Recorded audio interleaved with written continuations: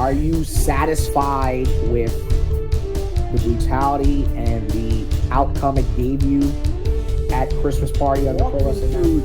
The ethos of what your gripe is. I don't think anybody's asking you the right questions, personally.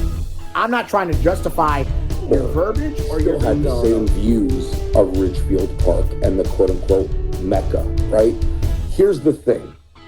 What do independent promoters do a lot of times when they see a great building? Everybody wants to latch on to. You got to not be polite about it. And here's the thing I say about it, because our society is very soft. Here's how I would equate it, right? And this is where I equate wrestling today on the independents, okay? Let's just say you want to be, your goal is to be a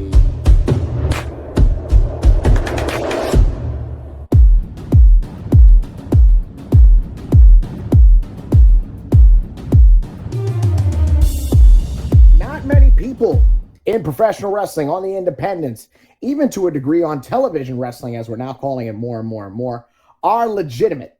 There are not many wrestlers that can say they left their territory. They popped their town, if you will. And not by popped as in a reaction, popped as in they left their local geographics. There are some talents across the independents that if you say a certain name in California, in Texas, in Colorado, in Missouri, St. Louis and such, they'll say, oh, I know that guy. They may have never crossed paths, but they're aware of their work and their transcendence. This is a gentleman who I consider to be more than a journeyman, but rather a legitimate competitor. This is a man who has the accreditation, who has the time, who has the miles, who has the grit, if you will. And in my opinion, contrary to many, both on and off cameras, I do agree with a lot of his opinion, contrary to what the masses may get offended by. And speaking of offended, we will talk about that and other things. I'm talking to me with one of my favorite independent professional wrestlers today, and someone that I truly have looked up to for a while. Ladies and gentlemen, the Messiah of old school, Shawn Donovan. Welcome to the program. Well, thank you. I appreciate that very prestigious introduction by you. I've said it before, I'll say it again. You have a unique broadcaster's voice and approach. The way it comes out with all the work you do, it's a breath of fresh air, because you take pride in your craft. So thank you for the introduction. Appreciate you having me on. Always love to talk shop whenever possible. That's nice to hear. You know, it's always good to, the new sexy term is get flowers. I don't get them often. So that's always cool, and I'm not like other announcers who look for them every day on Facebook. Yeah. But enough about my time. I don't look for flowers either. If people want to give them to me, I beyond appreciate it, but I don't go out looking for them. So right. You know, and kind of similar to someone else we'll talk about, Shane Fair. I really took the time to study you. I'm sorry to hear that. when I first met you back in either 2017 or 18, because I'd heard of you, but, you know, I was doing the Stone Cold. I know you, but I don't know much about you, you know, so I was really going down this rabbit hole. And then during the pandemic, one of the great things you did for not just me, for the independent wrestling community, was you had they were podcasts to a degree, but they were more like workshops. Yeah. And I think they were extremely informative. I know that my absorption rate with a lot of the stuff that you were teaching was really at a high retainment level. And I think that comes back to where you started, where you come from, just confirming you're an IWF guy, right? Kevin Knight? That's correct. That's where I got my start. And at the time, specifically in the New Jersey area, especially like, again, being an accredited school from the independents, because, you know, this is also at an era where wrestlers from mainstream television, WWE, WCW, even ECW, are not coming out with schools just yet. These are a lot of the enhancement guys, or the guys who rub those shoulders and elbows doing it. And and Kevin Knight had a very accessible school close to the PATH train, near most bus rails and bus lines in Jersey, the light rail, things like that. I've only seen Kevin. I've only met Kevin one time when he's doing some of his skits and stuff in Times Square, because he's always been kind of like trying to get eyes on his school and the product and him. He's a very unique individual.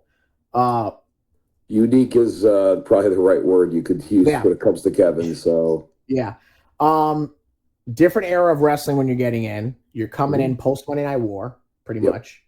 A lot of things in the independents are in their infancy. The independents are not just starting, but it's a huge renaissance period, right? Correct. The independent wrestling scene in the late 90s, early 2000s, as kind of hot as the industry was, there were not a whole lot of independent wrestling companies. A lot of individuals that are in wrestling today do not understand that the abundance that they have today just was not there at Right. that time. The biggest thing I can kind of accredit to those who may be listening to this that are from that Northeast, maybe New England area. You see how the New England area has exploded over the last number of years with so many great promotions. Yeah. When I first came into the industry in 2001, there were maybe two or three Mhm. promotions running out of New England area, and one of them was Chaotic Wrestling, Yeah. which was actually still known as the Kowalski School, Mhm. as their school attached to it. And that So became the more mainstream one also because the other two or three kind of suffered from that. correct, yes. They So also got a then lot of the talent that didn't get accepted, but correct, yes. And there were a lot of great talents that came out of that Kowalski school that I had trained with, at that time and had done shows up in that area.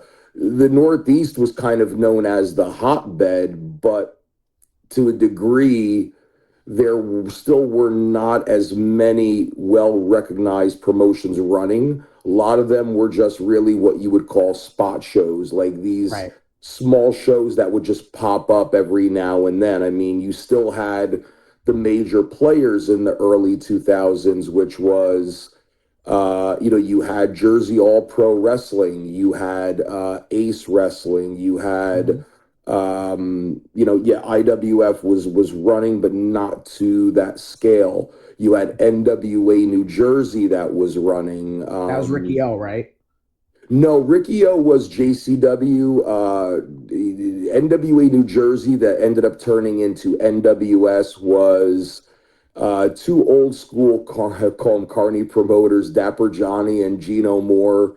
Oh, you see, Um, I know Dr. Johnny by name, but okay, because right. I know Ricky O was at least affiliated with NWNJ at one point. Yeah. Yeah, and then going into Pennsylvania, you had PCW, which was Phoenix Championship Wrestling, that was run by Donnie B. You had guys like Mhm. Steve Carino up in that area.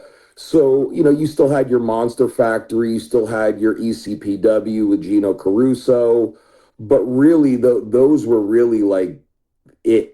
Yeah. There wasn't as many places to go, so you had no choice during that time Mhm. to literally go into the wrestling magazines, find the results of where these shows were, And then use track them the down. use the internet in its infancy. And I say that in 2001 because really the internet was around for about 5 or 6 years at that point.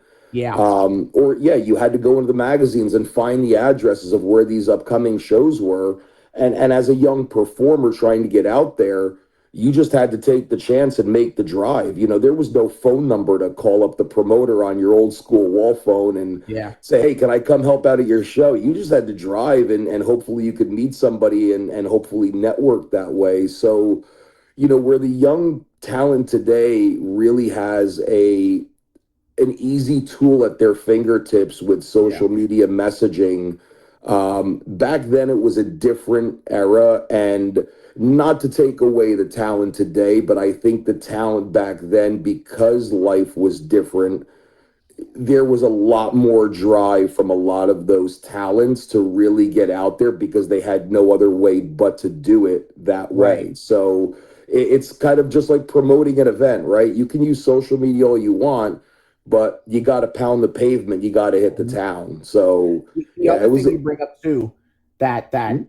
really and had you not gone through that list, I would have never realized this comparison. You named so many great promotions, right? Some of them were even pioneers for their era, whether they're still here or Yes, not. But of those, say 12 promotions, you could only learn and train at about five. And correct. pretty crazy how we're at an era, which we'll get into, Sure. where there's so many promotions now, regardless of how often they do or don't run, but you can only go learn and train at about 5. Right. And now because you're a coach, obviously you're doing great things, great teaching, fundamentals. You're giving these kids a great foundation with actual ring training, ring drills, preparation before even giving them a match. Other feds give them a match on day 2. Do you think, I'm saying the truth, do you think you're not wrong? You really aren't wrong, unfortunately. And I'm very polite about it, right? No, I mean, hey, sometimes you got to not be polite about it. And here's the thing I say about it, because our society is very soft at this point. I'll be frank in saying it. So, the nation, not pro wrestling, the nation. The nation, right. But that kind of delves into where our industry is at too, right? Sure. I've seen it. I've seen students walk in our school, not for them. Mm-hmm. They'll go somewhere else that's easier. Mm-hmm. There's I've said it in promos, I've said it before, right? There is no elevator. You got to take the stairs. There is no shortcuts. Yeah. Anyone who's in any industry will always tell you, take the road less traveled. It will benefit you more in the long run. And when I say that, and I say this wholeheartedly about this industry, and if people want to get butthurt, go for it. Yeah. When it comes to aspiring pro wrestlers in our industry, I classify you as 2 types. You either have a dream and you want it, or it's something cool you want to try doing. Yeah. If you have a dream in anything you want to do in life, you will stop at nothing to achieve it. If you have an idea of something cool you want to try, sure, a small percentage may excel in that. I want to try it and it's cool. The majority will not necessarily put their full weight into it. And that's why so many people fall off the beaten path and you never hear from them again. Or, they'll go to an easier school, but then they will just stay in that small bubble. And those are the same individuals that will then complain that they weren't given the right opportunities. In reality, those individuals did not look themselves in the mirror. Mm-hmm. When it came to the area and the era and the time that I came from, and I think more schools need to be this way, and that's just my personal opinion, my original school, my coach did not want part-timers. He told you right off the bat, if this is something part-time for you, go find another school. He wanted people that wanted to make it for 2 reasons, right? In a business, the more people that make it out of your school, the more prestigious your school is known for, the more business your school and your promotion is going to do. It was a different time. You were basically told if the school's open 4 days a week, you need to be there 4 days a week. Yeah. And the only reason why you should be missing class is if there's a death in your family. Correct. That's really it. And to me, that just bred a very different mentality for me and those that came up in that time. But that's how a lot of us got to where we got to and got so good so quick, because we just became sponges. And I, people who have known who my original trainer, Kevin Knight, is. A lot of people have different opinions. I have my own opinions of him. Great trainer when it came to the basics.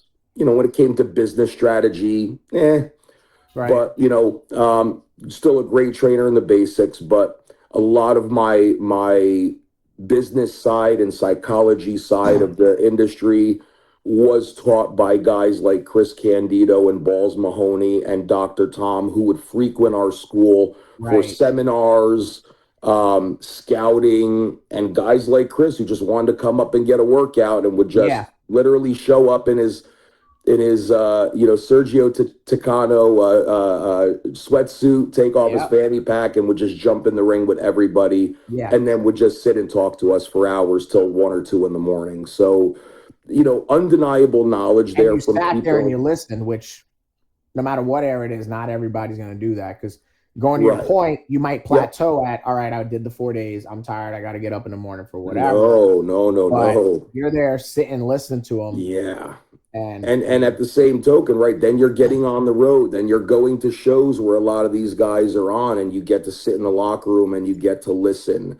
Yeah. You know, back in the mid 2000s is when seminars were like very, very big in the independent wrestling Yeah. industry. Yeah. You know, you had the shoot interview DVDs that were out by RF Video, plethora of knowledge. And yeah, a lot of people wanted to watch the shoot interviews because they wanted to hear the juicy stuff. And Yeah. to me, that was not something I was ever interested in. I wanted to hear the road traveled. I want to hear how they trained, how they learned. I want to be a sponge. You know, obviously, a lot of the gentlemen I learned from and had seminars from back in the day aren't really around anymore. Yeah. You know, I've done Raven seminars. He's not doing seminars these days. You know, I've done Ted DiBiase seminars. You know, all those guys that understood how to get to the top of the industry were the guys that I was going to seminars and learning from. For example, going to Killer Kowalski's school and learning from Mike Hollow, who was a basics master, who, if people know the name Mike Hollow now, he owns Elite Pro Wrestling Academy up in New Hampshire. That is one of the first schools that are ID'd by WWE. Tremendous trainer in his own right. So, you know, it forced a lot of us back in the day to the only way you could learn. You know, there was no YouTube yet. There was no Facebook. There was none of that. The instantaneousness and the convenience was not available to us. No, and even though it is available, there's millions of dollars of wrestling knowledge available for free now. Correct. And even though have that luxury. Right. And even though it is, right, you still have to go out and you've got to do it. You've got to go out and you've got to own your craft. You know, again, whether it's instantaneous or not, there is no substitute for putting in the work. And when I say that, it's not just going to a school once a week and training. You know, we're in a very instant gratification society. We have individuals who train for 3 months, 4 months, even 6 months, right? Some schools will give you a nice graduate certificate. All of a sudden, people think, oh, I'm a pro wrestler. I can just hit the road. No, you still got to train. Yeah. You still haven't gotten your feet wet. That's it. Before I get into some questions about your training, sure, because I'm fascinated by the training process of different eras. And, you know, one of the things that I feel like damaged the business was because Steve Austin had his podcast, and I think he stressed that pro wrestling, and he was not wrong, is on the job training. And you learn more, and you know, you're going to learn in the ring, you're going to learn in the matches and have different opponents. And I feel like when that quote came out, because that quote came out during my era, I started in 2014. I think he said this in 15 or 16 in his podcast. And a lot of the guys took that quote as, oh, I got to work matches more. Well, how long have you been working? 3 months. Some of these people have not been to regular training on a weekday since. So are you having the same matches? Because if you're having the same matches every weekend, what are you really learning? No matter who the opponent is, because we all know guys, Shawn, who are like, well, he's going to have his match. That's the term. You know, oh, you're working such as, oh, well, you know, you're going to have his match. Right. Because that's the only gear the car goes in. As opposed to continuing your training, continuing this, continue that. Part of why WWE established a performance center is for anyone to go and train. A part of the reason why most guys go live in Florida during their career is because they have access to it, or they live near a school or a ring, or they put one in their house if you're fortunate enough. You know, I mean, if it wasn't for things like Wrestling with Shadows or things like this, you know, Brett had a ring in his house, and he had the ring that he was going to be in at all times. You know, we've seen through the years Taker would order a ring and get his shit together. And these are guys that didn't have to, and they did. So here's how I would equate it, right? And this is where I equate wrestling today on the independents, okay? Let's just say you want to be, your goal is to be a basketball player in the NBA, right? So you're going to start playing hoops as a kid. You might join Little League.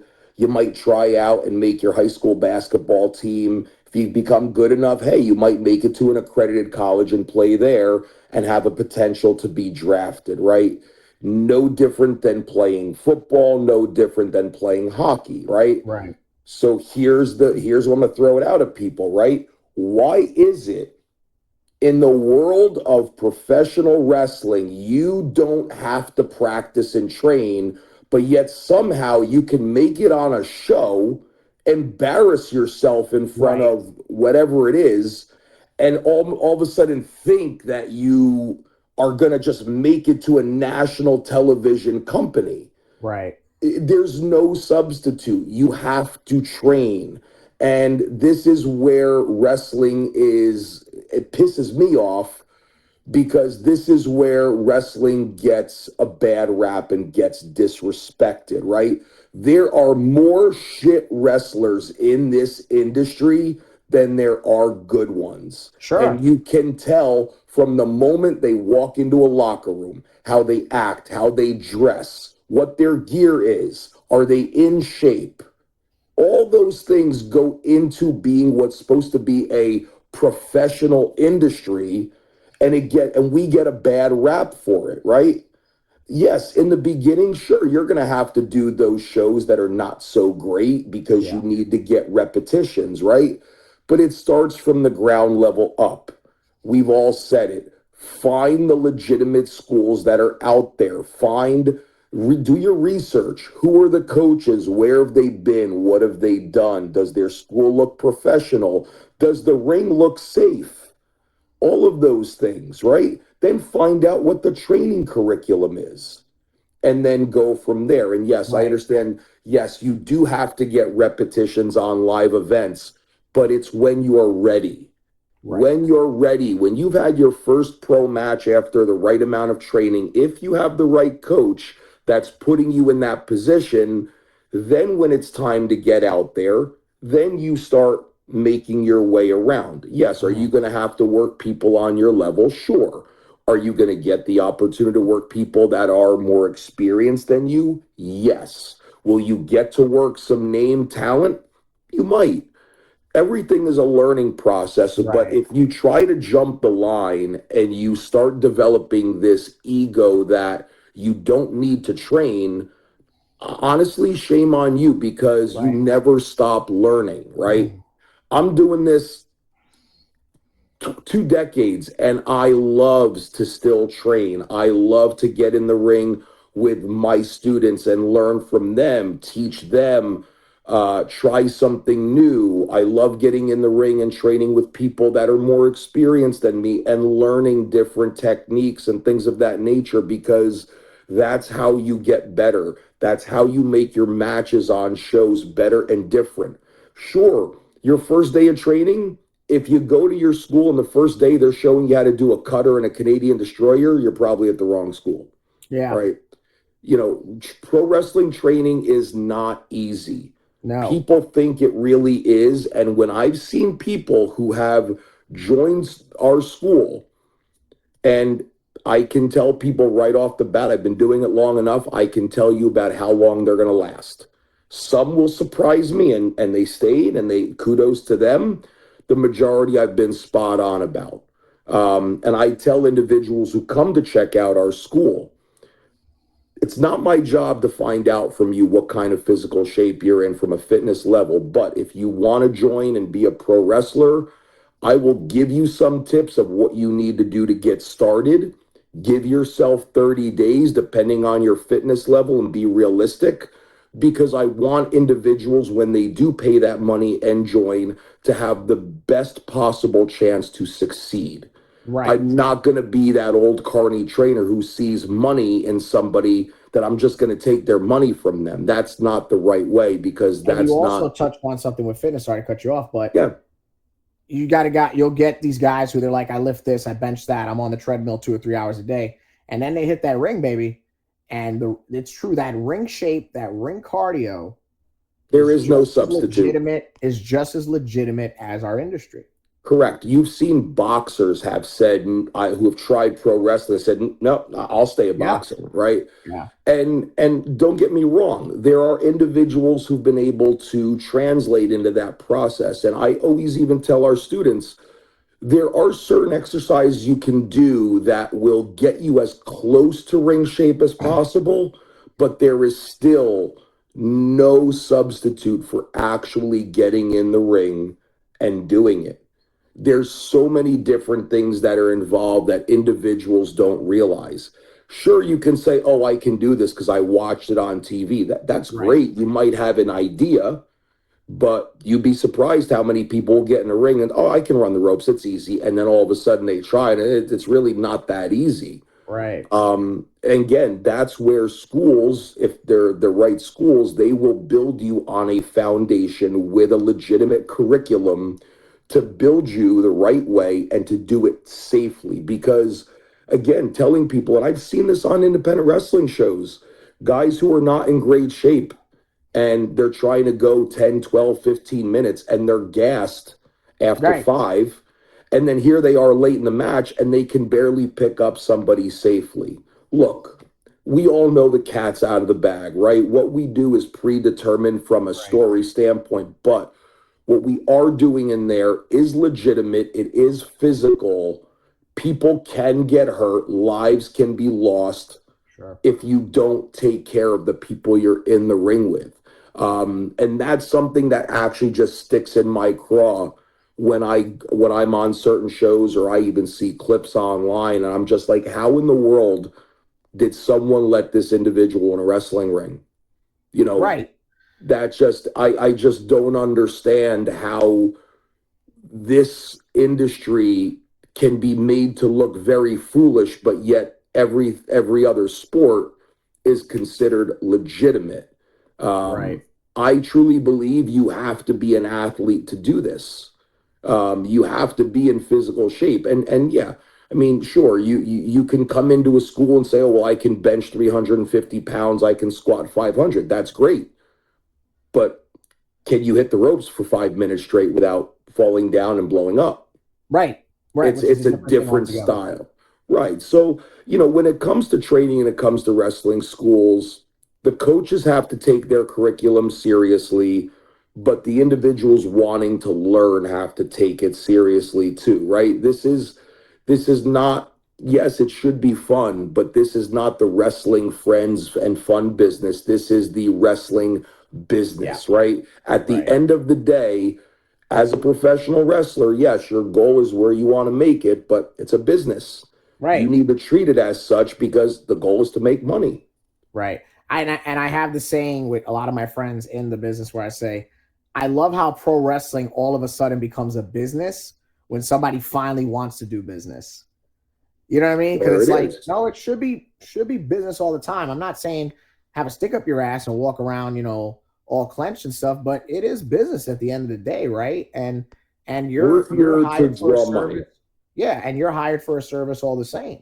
Correct. And that's where individuals need to understand the professionalism side, right? If you're Right. working for a legitimate promoter, right? The way I look at it is if you're booking me for your event, you're hiring me for the day. Right.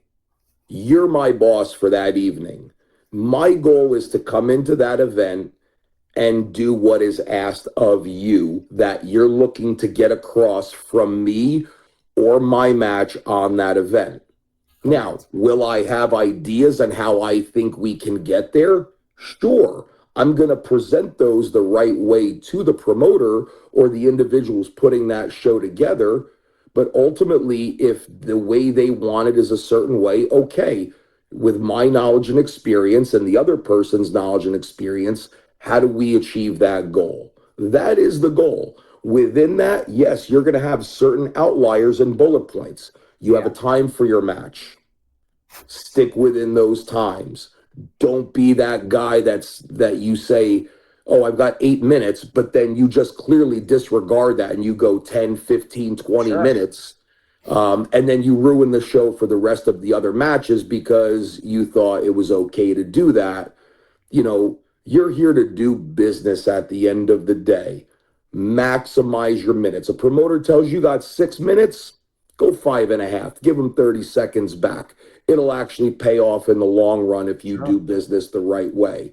But that's the other issue. And we can, we can go down that rabbit hole, And any the other way you thing too, want. But you hit a lot of channels that I totally tune into. But the other thing too, and this constantly comes up for debate, and those Mhm, who do this are the ones who agree, and the ones who don't are strongly disagree.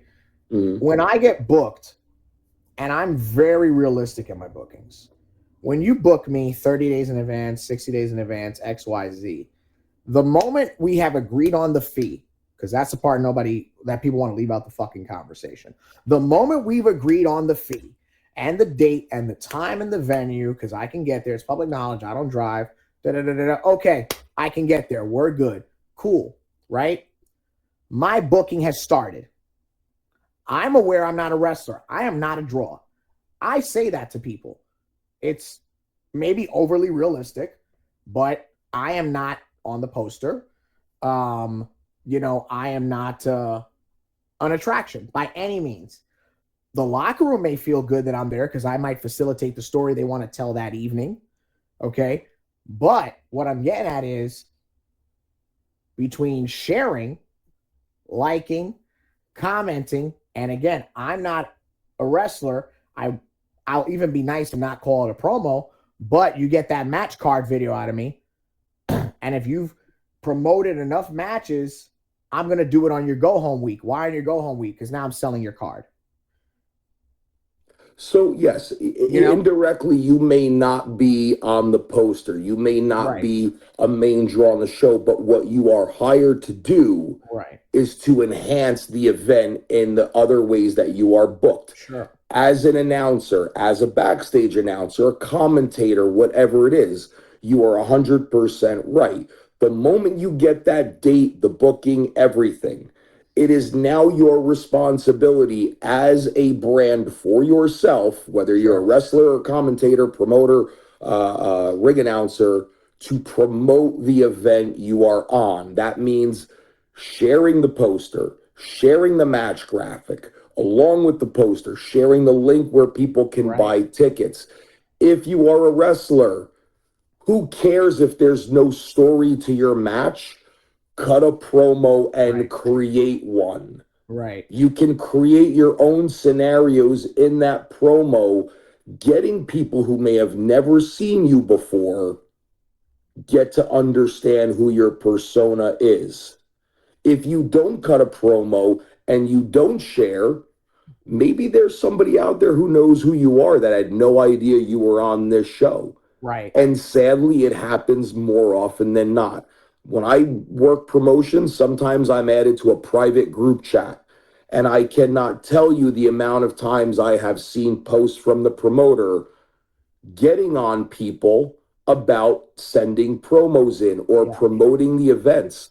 That's another area we have to look at too, right? We're in a social media driven society. This is a content driven society now.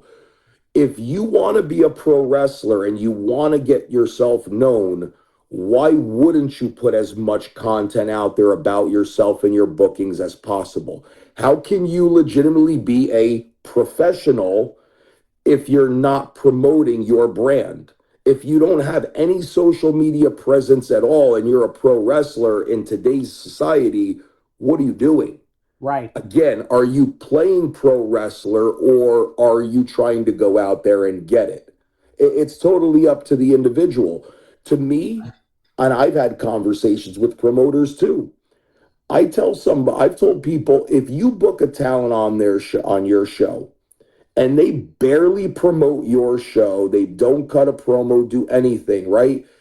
If it's 2 weeks before the event and they haven't done anything to promote your show and no funds have been exchanged in terms of a deposit or something like that, my suggestion, find another talent, debook them, and find somebody else that will promote your show. Or, okay, use them on that show once, never use them again. Right. And the other thing too, and this, we didn't talk about this on Sunday because we had to save it for here. I'm again realistic. It's my wheelhouse. Look, there's an era, guys, I'll be nice and label it that way, that are scared of promos, which is not okay. But if you're aware of it, okay, sure. But you sharing 2 weeks of the week of a show is not the same as like hitting the share button, which is free, by the way. Right. Hitting the share button from the moment you get the booking to the outset of, because now I have a belief that more so for Jersey bookings, somebody lives 15 minutes from what you're doing, not where you live, what you're doing. Somebody on your timeline is near that town that you're performing at. And by the time you get to that go home week, that person's made plans. Right. Because they're, you know, that whole, oh, I'm coming to your show, I'm coming to your show. You never know who the hell's coming. You never know who's going to come see you do your thing. So I think for just your local part, the local part of your timeline, but then for yourself, get the shares out there. And it just looks good too. Oh, this guy's here this weekend. This guy's there 2 weeks later. Perception is reality. And a huge part of our business. Right. Yes. And I'll go down to what you said on two pieces right now. Just kind of finish what I said before about people sharing things, right? Yes. At the end of the day, the person running the show, promoting the show, yes, is it their job to promote their event? Absolutely. Their primary. Absolutely. That is 100% on the promoter themselves, whether they're just doing it through social media. If they're hitting the local towns around the area of the show, that's great. But it is up to the talent as well to help build that house. It is imperative, because if you build the house and more people come, the promotion makes more money. You work in front of a hotter crowd, a livelier crowd. And if the show does well and everybody does their part, chances are the promoter might want to bring you back. Right. But going again into a social media mode, again, being a professional in our industry is understanding how social media works, right? Sure, you can just click the share button, but it's not going to get the same amount of eyes as you actually taking the poster and posting it on your own. There are algorithms. These are things about our industry people need to study and understand. If you are not the most technologically inclined individual and you want to be in this industry, again, it's part of learning everything about our industry and how everything works. There's articles out there. There's videos on YouTube. Watch it. Talk to people who are very good at social media. Pick their brains, right? These are all the things that go into being a pro. And I say this all the time. This is where I said before, you never stop learning about our industry, but you have to be, and I say this with any sport, any industry, if you want to be the very best you can be, you have to be a little psychotic about what you're doing, right? Oh, yeah. You have to eat, sleep, breathe it, and you know what else, 24/7. There is a lunacy in passion. I'm a firm believer of that. And how wicked that web gets woven is sometimes out of your own hands. Correct. But it goes beyond desire. There is, in fact, a lunacy. Yes, because I can tell you from day one, yes. To jump around in your underwear in front of 500 people every night. You know what I mean? And as my girlfriend likes to say, throw yourself on the floor, right? Because that's about what the ring feels like sometimes. You know, at the end of the day. Did the analogy of we got a great job for you. You're gonna make a lot of money if you stick to it. Is my transportation paid for? Oh well, no, you're gonna have to pay for that on your own. Oh, will I get free meals? No, you're gonna have to take that out of your check too. If I join, will you guys put me in like the most luxury hotels? Honestly, there might be some nights where you're sharing a room with like 3 other dudes. And then will I perform in front of a live audience? Not at first, but someday you will. Sign me up. And that's the lunacy of our industry, right? So, and I've said this before, right? Lots of people that don't understand pro wrestling or are not into it will never understand what I say we do, right? Yeah. And that's okay. Yeah. But you have to be crazy about this industry. From day one as a fan, I would go to Blockbuster and literally rent the same tapes every single week and burn them out and watch and watch and watch. And then when I got into the industry, it was the same thing. All of us in our school, we're all trading whatever tapes we have. We're watching whatever we can. We would have a live event, and then our trainer would sit down and we would watch the show the next day at training, and we would break it down and we would critique it. We would talk about it. I would be on my off day on the phone with my friends who I'm training with, and we're just talking about it. You have to be crazy. Jobs I've worked at, lunch break for 30 minutes, I'm on YouTube. I'm watching something, right? It's whatever it is. My off days, right? Sundays are a family day for me. My significant other likes to sleep in. I'm up at 7 in the morning, getting about 3 or 4 hours worth of tape study in.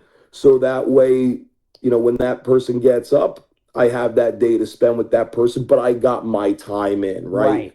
You have to consistently study this industry, or any industry you want to be in, 24/7. You have to legitimately be crazy about it to be good about it, to be good here's within the it. other thing, because you're giving so much advice, I want to put this out there for announcers, because I feel like this is the new habit. Does it help you to mute Monday Night Raw, SmackDown, AEW, MLW, whatever it is? Because I watch what I can, as much as I can. Does it help to mute that and go on the fly? Yes, it does. But you know what else helps? Listening to yourself back. You know what else helps? Working with other partners.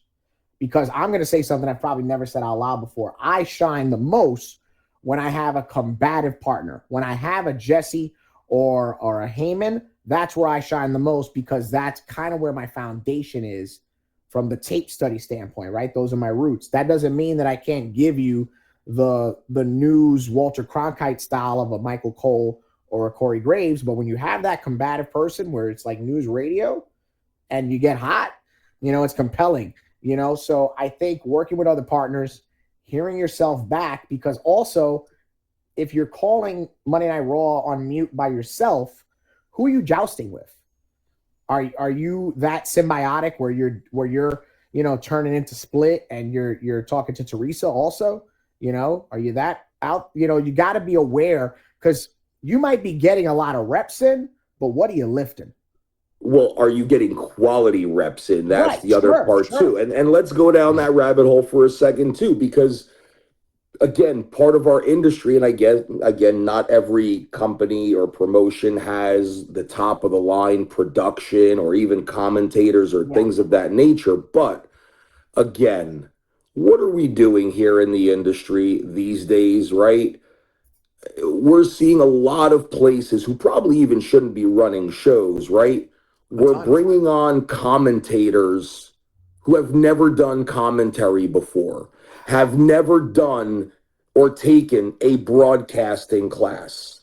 But because they have a podcast about pro wrestling, again, somehow that qualifies them to be in the wrestling industry.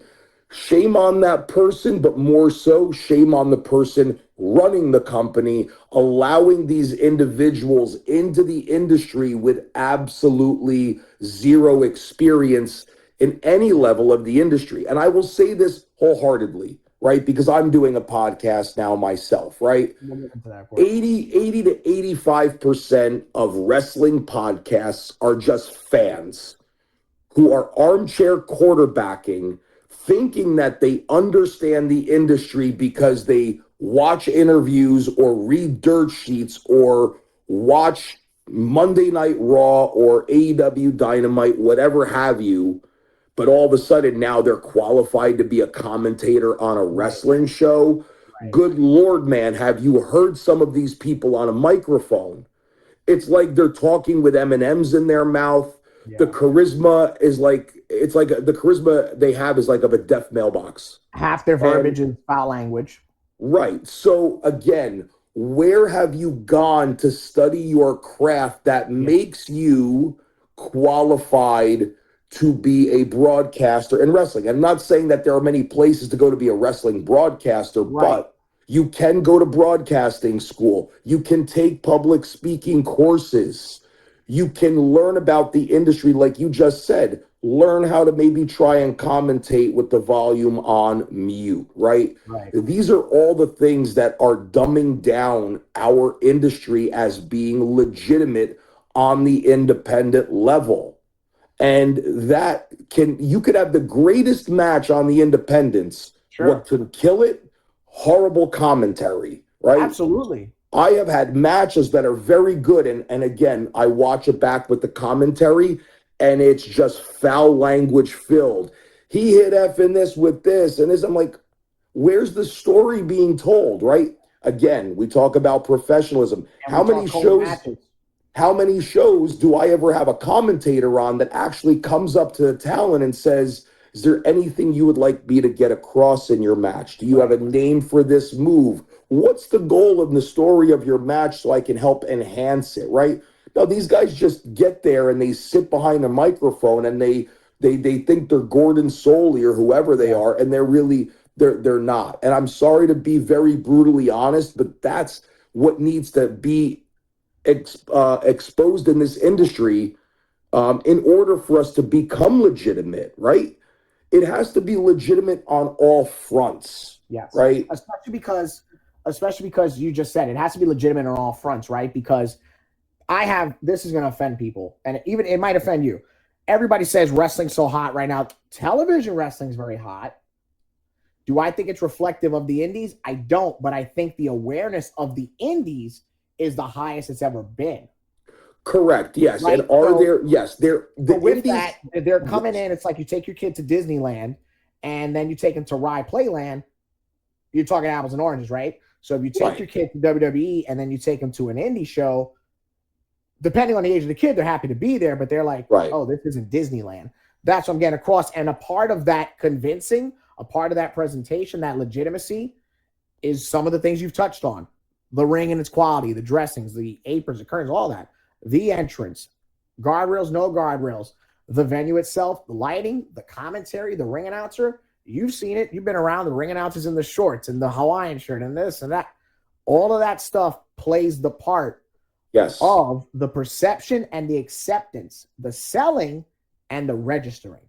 Correct. When you go to a professional quality event, right? Let's just say you go to the circus, right?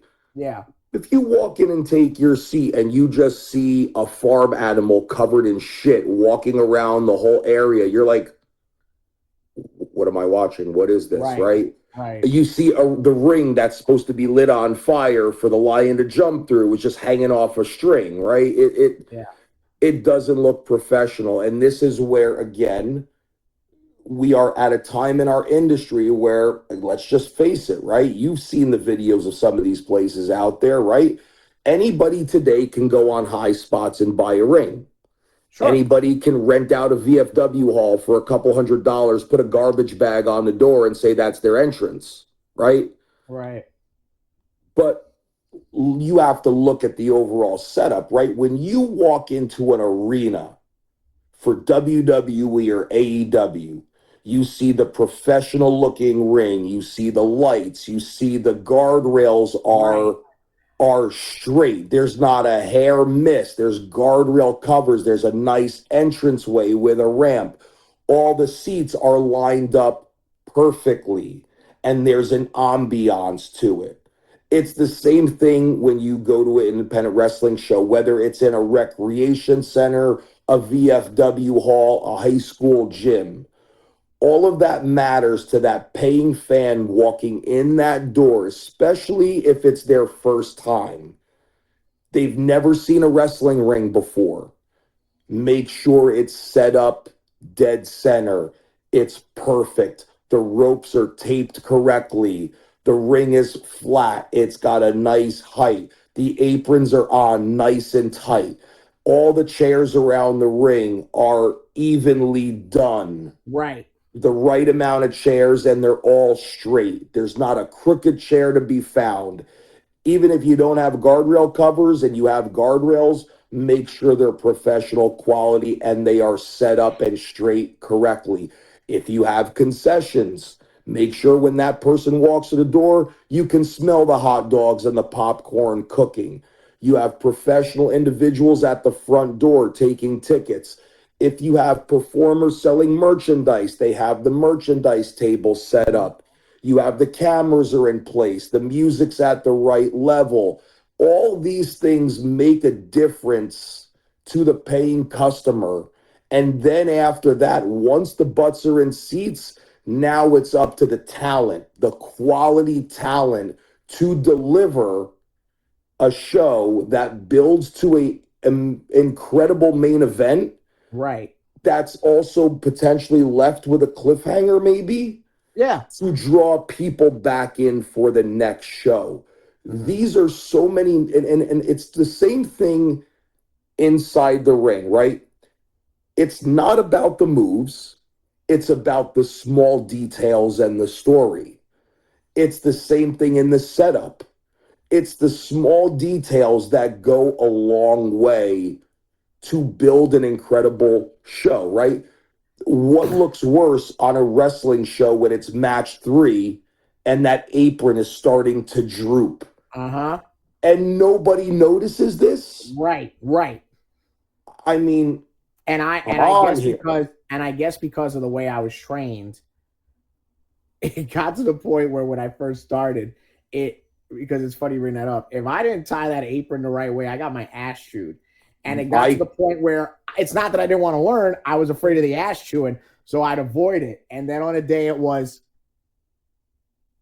here's how you fucking do it. And I'm the same way. with you again. Helping to run shows for WrestlePro and my experience, I'm very, very detailed. And when everything is set up, I'm walking around and I'm checking everything. Are the ropes tight? Are the aprons tight? Are the chairs set up the right way? And if anybody that's been on shows where I've helped run them or any of my students know, yes, I am. If there's one thing I am very anal about, it's chairs being set up the right way. And it's the whole production, right? You want everything to be done the right way because you want fans to come back. That's the goal. One of the things they taught me in sales early on, and it was the number one thing with any client I had doing it for almost 10 years. Customer service is an experience, right? Where's customer service today, right? Exactly. And then, oh, well, Amazon's what are you doing to compete? Because it isn't just going to Best Buy and buying this and leaving.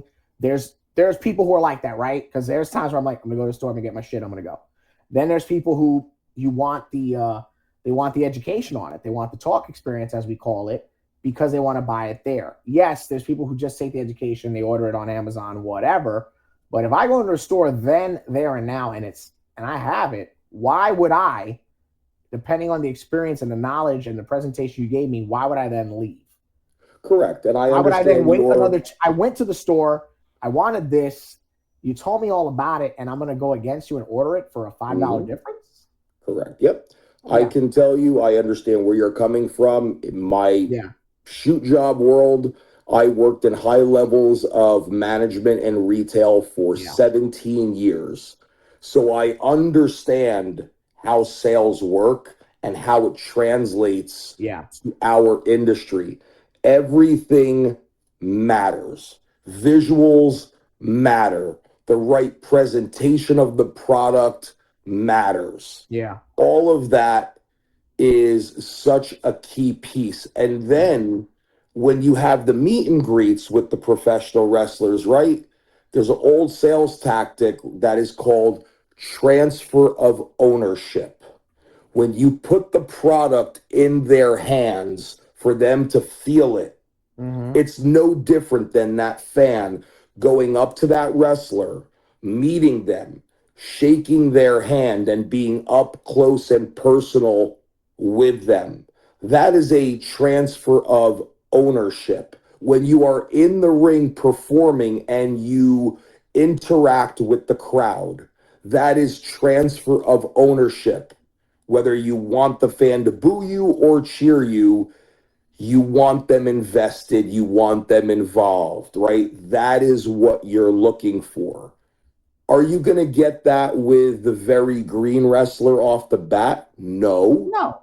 But if you put them in the right position with the right person who can lead them, they can help bring them up and you will still get a good match, right? Now, again, that's a different rabbit hole we can go down at some point altogether. But these are all things that lead to the ultimate, in my opinion, making your event legitimate to the paying customer, right? Right. I don't understand these promoters today that are just okay with drawing 40 people.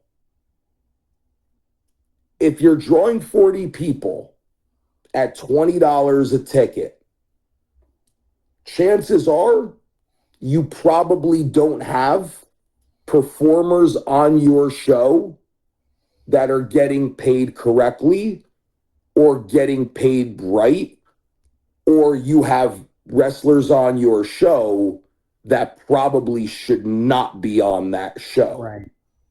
Everything translates. Now, can everybody be the $100 or $1,000 wrestler? No.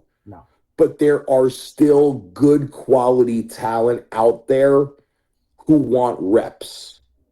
And I'm not saying that's a different question of a financial rabbit hole. But it goes back to the quality and quantity, right? Because you might get the wrestler who's $2,000 fresh off of WWE, but they may not give you a $2,000 performance. And everybody goes, oh, well, what did you expect? Well, I didn't want him to give me WrestleMania, but he gave me this match and he only drew me that much. And don't give me, oh, well, he just got out. You're his third book. No. You have to have a form of realism and realistic expectation with everyone that you book. Correct. And it's like, it's to a point that you made. If you give two guys 15, they're going to give you 10. And the guys you gave 15 are going to give you 18. And that's a different rabbit hole to coin the phrase. That's about card placement, things like that nature. Of course. But here's the thing other people have to understand too, right? And aspiring wrestlers who are trying to make it and come up in this industry, who want to work good places, right? There's not a whole lot of money when you're young on the industry to be made. Is there some? Yes. Can you make money off of merchandise 100% to get that extra income? And if you do it right, more than your envelope. Correct. Promoters have a certain budget level. Yes. There are still great talents out there, because if the talent believes in the product that the promoter is putting out there, and they help with the promotion and they help with building the event, and they slowly start to see the crowds getting bigger and bigger and bigger. If you're the right promoter who values your talent, eventually whatever that base pay was you agreed on is going to go up. Absolutely. And now when it does, and the performer gets that bump, and they're getting the consistent booking by you in front of a good crowd, they're going to want to continue to come back. They're going to want to continue to put in a great effort.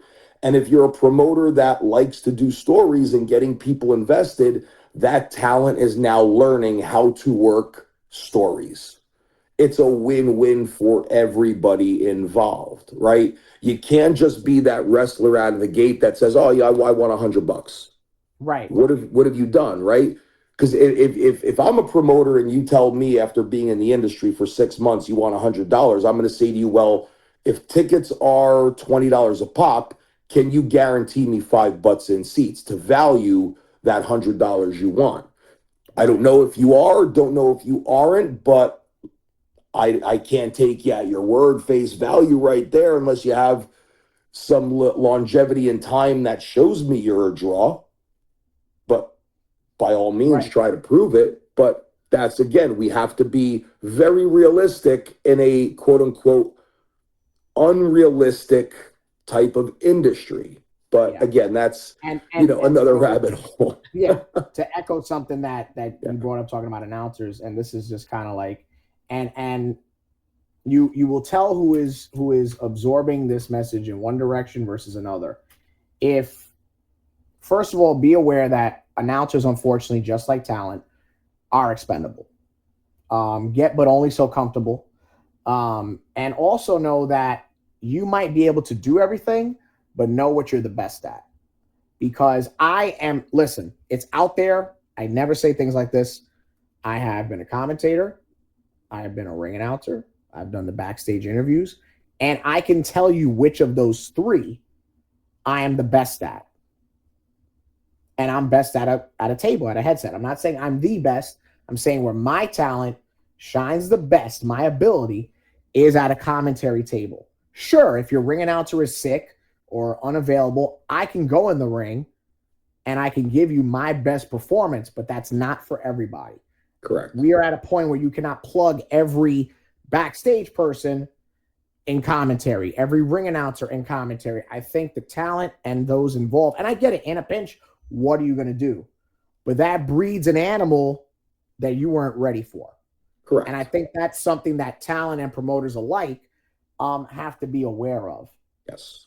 Because ultimately that one time you let them, now they're going to use that to get other bookings. And look, I'm very comfortable. You're not taking a booking from me because there's enough wrestling for all of us. Good, bad, or indifferent. There is enough wrestling for all of us. And I'm very comfortable with my abilities and my bookings, but I know some are not. Right. It comes And with the business, also, it comes with entertainment. right. And I think that's something that has to be echoed from my realm. Yes, and same thing on a promotion level too, right? People have to understand when you are reaching out to promoters about working for them and for their event. Yeah. Study where they run their events. Sure. Take a gander at how many seats are in that building, because if you're looking to fill your calendar and you're looking to get reps, the biggest thing that hurts a lot of performers, especially young performers, is when they try to outprice themselves, right? Right. Don't outprice yourself. Know where you're looking to perform at, right? There's still great places to perform and get a rep in and fill your calendar, but you have to be realistic about what the promoter can afford. Right? That's just the way the industry is. Also, if you know people, and don't get me wrong, I'm not saying work for a quote unquote brother rate all the time, this and this and that, right? But the people that you know in certain places that have done right by you, do right by them, right? Know what they're trying to achieve. Don't break their bank. Yeah. Look, we all want to make a ton of money. Sure, we all do. It's no secret. But again, you have to be realistic, and you will catch more flies with honey than you do with vinegar. If you treat those people the right way, put it this way, would you rather have one booking with somebody at $50, or would you rather have 4 bookings making $200, $300, right? Because that promoter might say, yeah, I'll use him for one event and that's it. He costs too much money. Right. Or would you say, hey, okay, if you can guarantee me 4 events at this, I'll do it, right? Because what you've now done is you've now secured 4 bookings. Yeah. To fill your calendar. Right. And then, another things too is that instead of developing a rapport with promoters, we're also in an area where we're manipulating them. But that's a separate rabbit hole altogether to go. Well, yeah. And here's the thing, right? No one should really be manipulating anybody. Unfortunately, that happens in our industry too.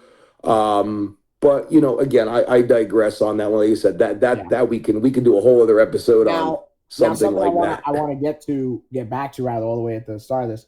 You're at Kevin Knight. You're there in IWF. Mm-hmm.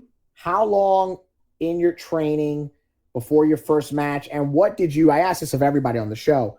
What did you get right away? Not get right away? And what was your I don't know shit. Like stuff like that. It could be anybody. I always ask the talent that. I will give you all the credit in the world. No one has ever asked me a question like that. And that's actually a really good question. Pretty tough, right? So it took me approximately 6 months to have my first match, to which where is the my average of that era and what should be 6 to 9 right. months in. And that's and that's I love 6 that. months of training, 4 days a week, Right. 3 hours a class, 2 classes on Sundays, a beginner class. How And much when I of was that is about training and drills and open ring? What's that like even? Because every school's so different.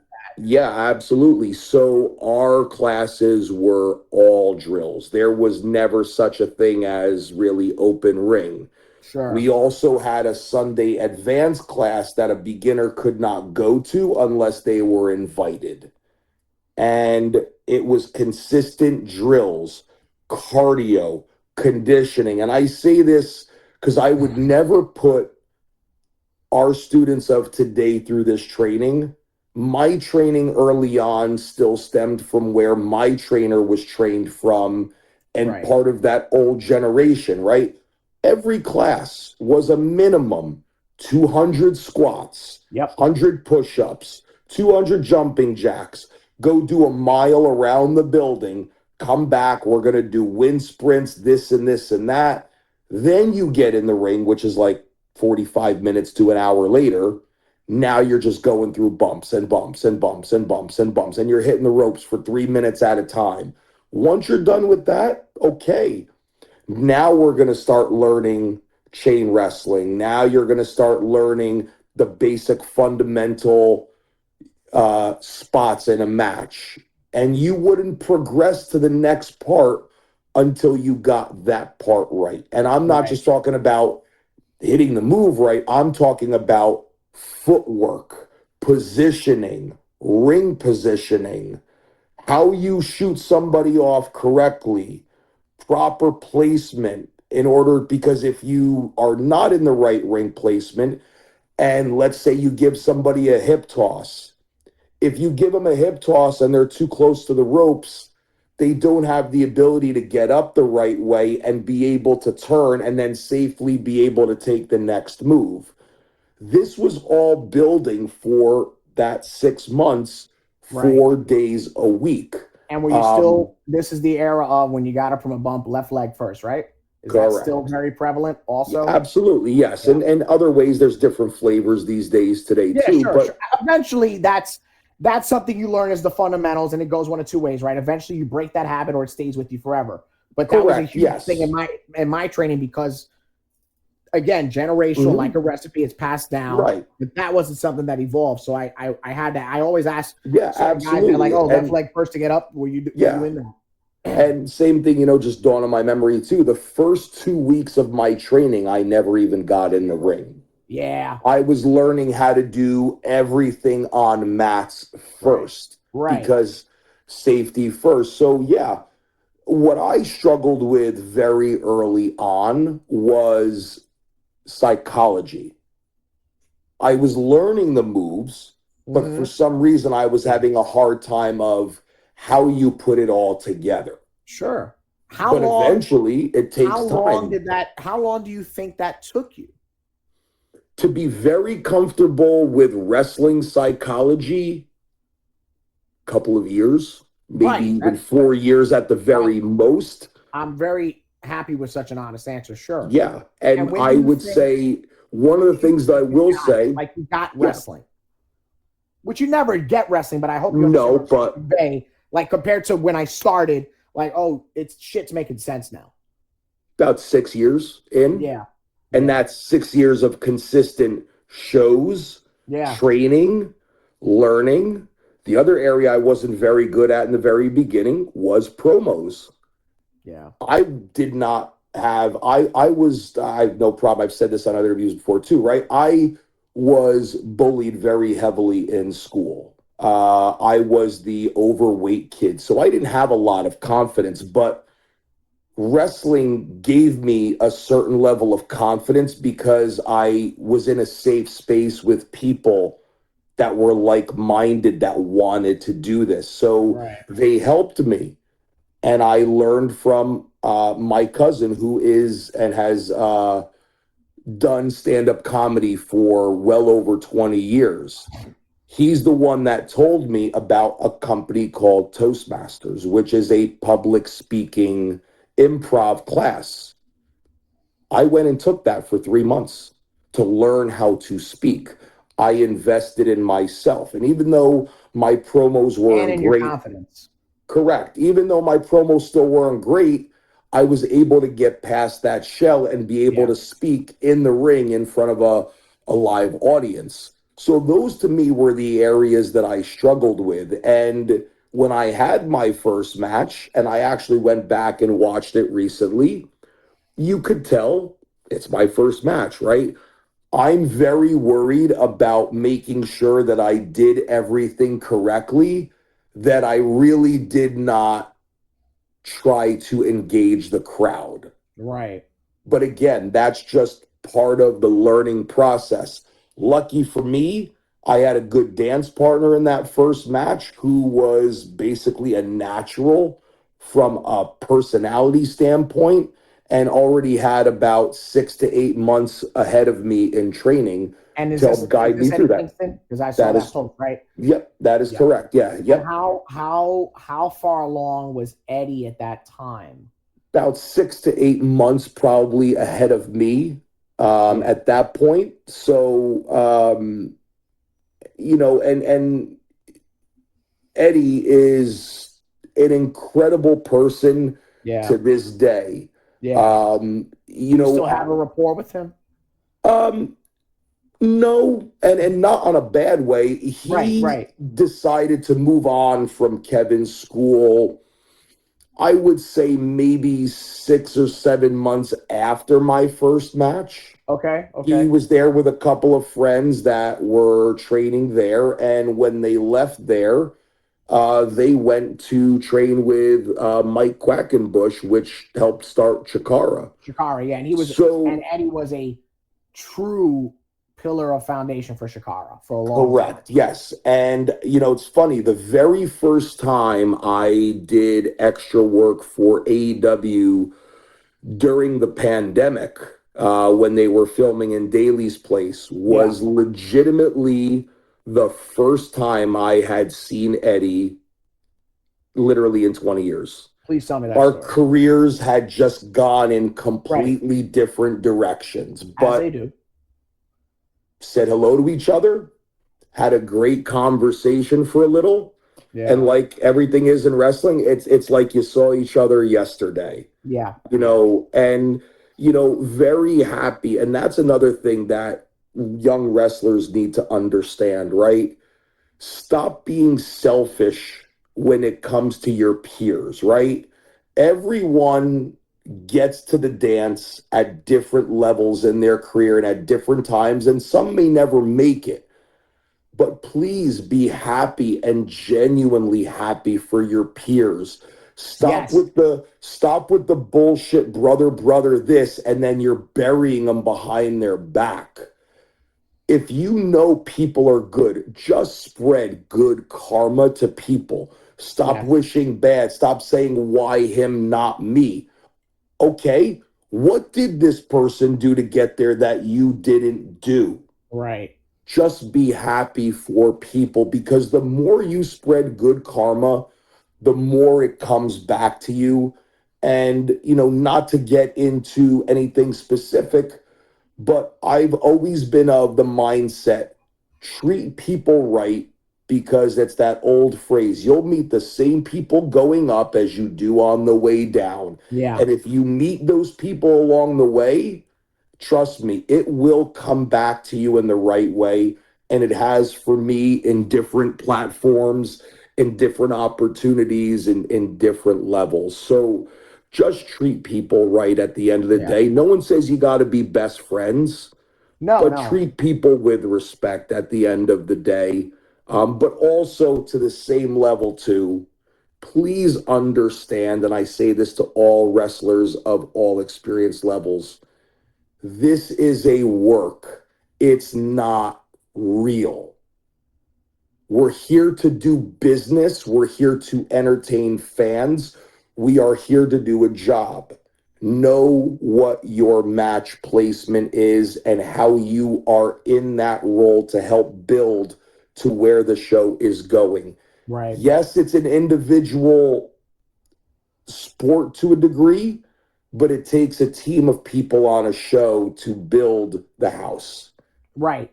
Now, and I bring this up because he was one of the first guys that I saw. I mean, if you look at every era of wrestling, there's always these guys, but for my era, he was one of the first that I saw that I labeled as like a hybrid. And I didn't realize your relationship, your rapport with this man. Chris Candido and his impact in pro wrestling, not just the tri-state area, following, the demise of ECW and things like this and WCW. Chris Candido is so important because he's one of those guys that there was not a damn thing he couldn't do. He was of a smaller size. Say what you want, but he always had a sick body, okay? And he was doing things. There's certain guys like Candido, Sabu, Nunzio, X-Pac, Jerry Lynn that did things 20 years ago that we haven't seen since. And I Correct. think Candido, I don't think Pioneer does it, but it's a very, very in that pantheon of verbiage. It's in that avenue. He is one of a few that should be on a Mount Rushmore of individuals who are labeled as the most underrated performers Absolutely. to be important to this industry. And some of his best work wasn't seen because, and I mean no disrespect, because I'm a Northeast guy, I love ECW, right?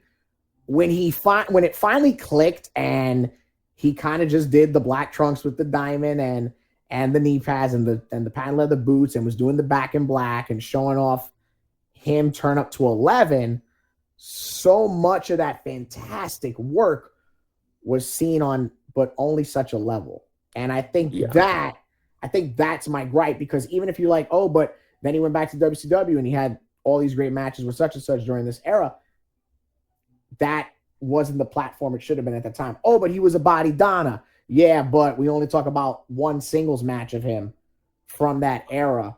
Oh, but he was so good in Smoky Mountain, but only so many people know about Smoky Mountain.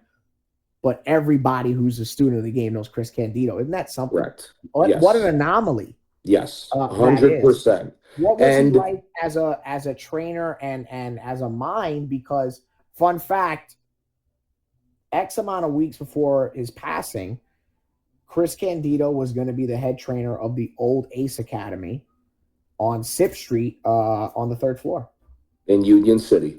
And there's a picture of course, nobody knows who has it. There's a picture of Mike Morgan, his 2 or 3 original partners, Candido, and if I might be fumbling the story, either Tammy or somebody else took the photo. And then he got on the plane and what have you.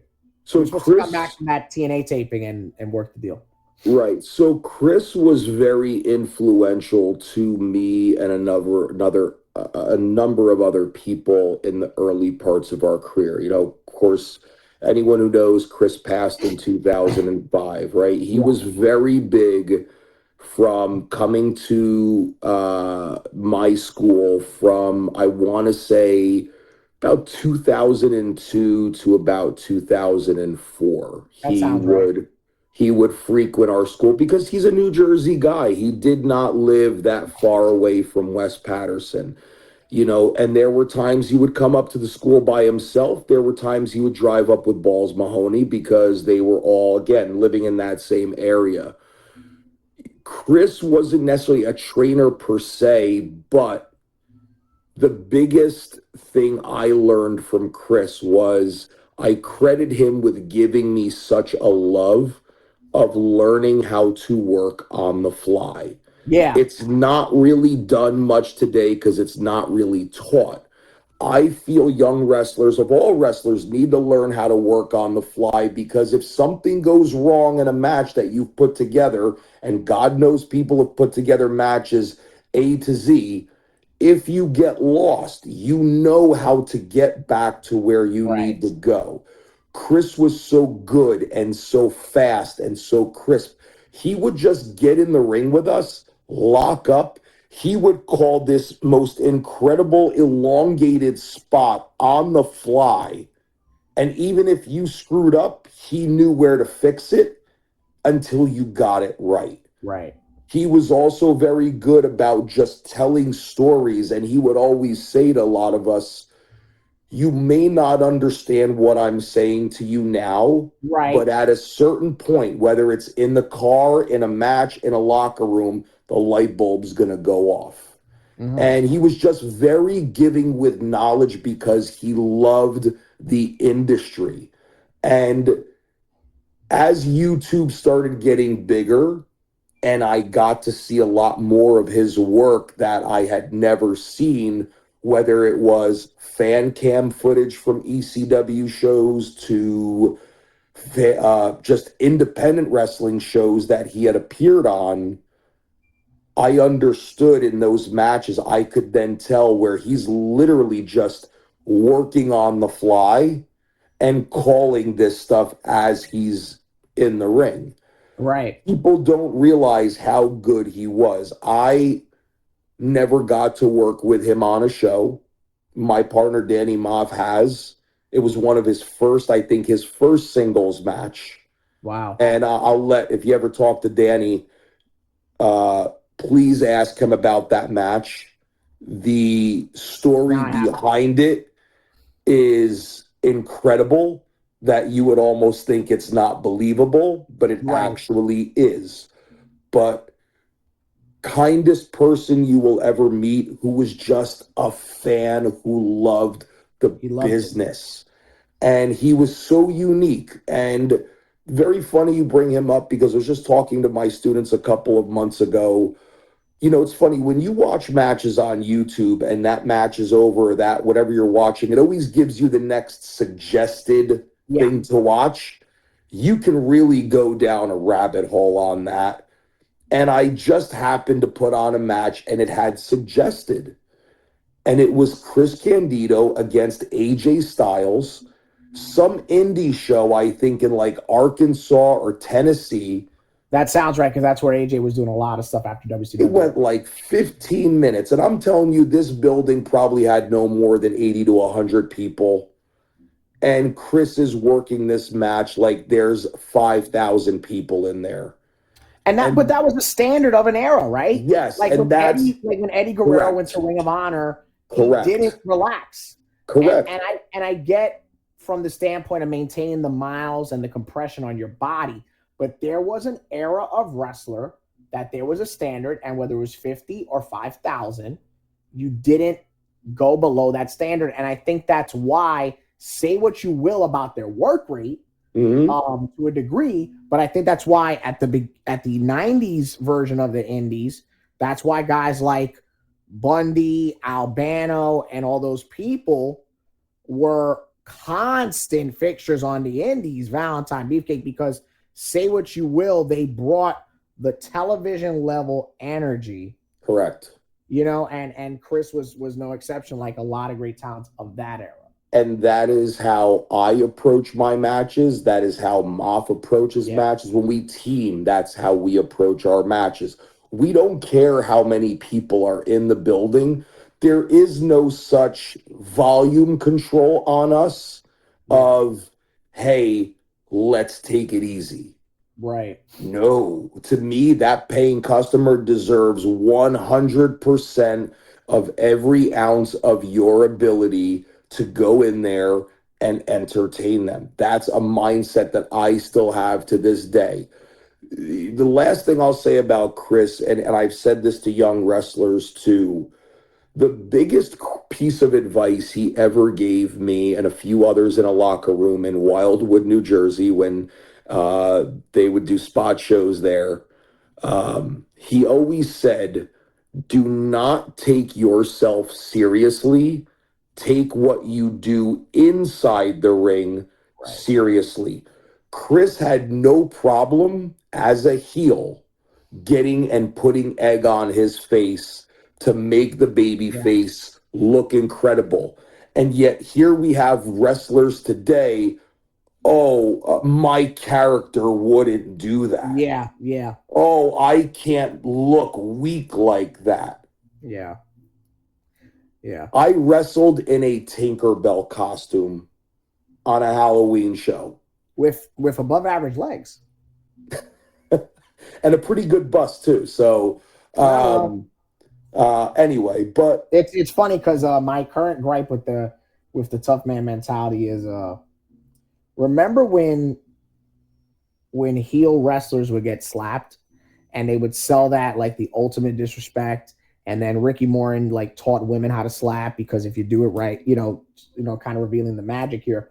But the point is now we've hit an era where the heel has to do the Terminator snap because God forbid he takes that disrespect and sell the slap. But yet a 16-time world champion and Ric Flair would take a slap and he would drop to a knee in defiance of holy shit. Yeah. What did this guy just do to me? Like, and here he is, and then there he was at 70 with his daughter getting slapped every week, and he's selling the shit out of it for them. Yeah. And he does, and that's at a point where you don't have to. And don't get me wrong, right? There's a time and a place and a flavor of wrestling for that. But a heel's job is to be the heel, right? Be the coward. If you can be the coward, eventually the baby face has to have the comeuppance. If the heel is right there on the baby face every time, the baby face is never going to get over. The heel has to be a heel, right? Don't tell me when I ask you, okay, why are you a heel? Oh, well, I do this and this and that. How does that make you a heel? Just because you can yell at the crowd doesn't make you a heel. Right. The art of a heel in a match is to do everything illegally behind the referee's back. Right. That is what makes you a heel. If you can tell that story and find a way to screw the baby face, you can tell that story. Just because you beat a baby face clean with your finisher doesn't make you a heel. Right. Now, it can if something chicanery leads up to that. And again, people can say that my level of psychology is very old or it's withered, it's in the past.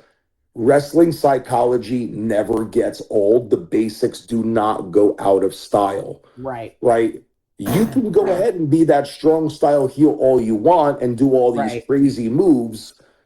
I'll do what I do, and I would like to say who gets the better reaction. You know what I mean? And to further prove your point that say what you will about your style, quote unquote, withering, to bring it up to modern times, if you will, go back to Cody and Gunther. Gunther was bested by Cody with a pin that he did not expect from his arsenal. Cody was going for the finish. That was Gunther was more prepared for, so he was going for his bread and butter, the sleeper. Cody gets him on a flash pin, and Gunther's like, okay, you bested me. I may not respect you, but I accept that you bested me. And that's what saved him from looking weak. He lost to Cody. The most there's at the end of the day, there's a middle ground for both. Correct. And I always say, if a heel plays their part correctly and a baby face plays their part correctly, if they go into a match at equal level, even at the end of the match, no matter who wins or loses, both can be elevated. 100%. As long as you play that part and you play that role and you commit to it, right? That's how it is. And again, going back to that, Roman Reigns' title reign ended, right? But I promise you, his legacy went even further because of that title reign ending. Correct. I agree with you 100%. You know. So yeah, that's just the level of. But yes, I would tell any wrestler out there, find Chris Candido's work and study it. Because I love the relationship you two have. When do you in your life encounter Dan Moff? And when do you kind of have that? Oh, that's my guy. Because when I met you, you guys were just kind of establishing that for us, for the audience. And if you remember, I think it was California. Forgive me if I got the state wrong. I think it was West Coast. You guys had just like went to war with each other. It's the match where he pulls a spike out of his boot, and then the crowd calls him a sick fuck, and he hands you another one. And I am. I hadn't seen this match, and Danny's talking about it, and I'm like reveling in his explanation of this match that you guys did pre-pandemic. Maybe that's why you're forgetting. Okay, I know what you're talking about. Yes, I know yes. 2020 was a terrible decade, but pre-pandemic, yes. You guys just kind of went to war to each other, and then you realize maybe the money is not in the war, but it's in the battle of the two of us facing everyone else. Because I remember you guys doing the stuff with Bear Country and even vignettes leading to that, and other teams in the indies and such. When do you meet and establish your relationship with Dan Moff? Because we kind of can't not talk about him. And I appreciate you bringing him up. And the same about when I talk about him, I don't stray from you either. Yeah, I mean, let's it's again very interesting, right? Danny started a few years before me in the late '90s. He's got about 3 years ahead of me from when he joined Jersey All Pro, and then went to the Doghouse and LIWF and trained with Homicide and Loki and all those guys, but. I had actually gone and seen Dan in a number of matches when him and Steve were first starting out at Charity Hall in Bayonne for Jersey All Pro. Oh, yeah. And I even said back then that the Hit Squad and Homicide are the three craziest motherfuckers that I would never want to be alone on a street with. Fast forward, right? And again, we talk about the independents and how they were on the East Coast. Jersey All Pro in the early 2000s was like an entity unto itself. Very few individuals in Jersey All Pro really worked a lot of outside promotions. Yes. And a lot of people on the East Coast who worked at outside promotions didn't really work for Jersey All Pro. So Moff and I had actually never met each other when we were in the industry until I met him working out at the same gym that I worked out in, and didn't know he worked out there in 2015. Wow. Just, saw him, went up, said hello. He was very bothered, as Danny always is when people bother him in a gym. But that's okay. We had mutual friends and whatever the case may be. But I never really met and got to talking to him until I had come to Wrestle Pro, right? And started training at the school because I needed a new home because IWF had closed down. But Dan, our relationship started when Dan saw me at a training session grappling with one of the heavenly bodies in Mark Carino, and just saw that there was something there, and he knew just years, right? The bodies became and just knew that I had something there because of the way that I moved and the way that I do things, and he was the guy that vouched for me to say, hey, we need a guy like him. And through that, he and I just started having conversations and really realized that we're just both one and the same in terms of our love of old school wrestling and how we developed our own psychology based off of that old school wrestling in the 70s and the 80s and the grittiness of it.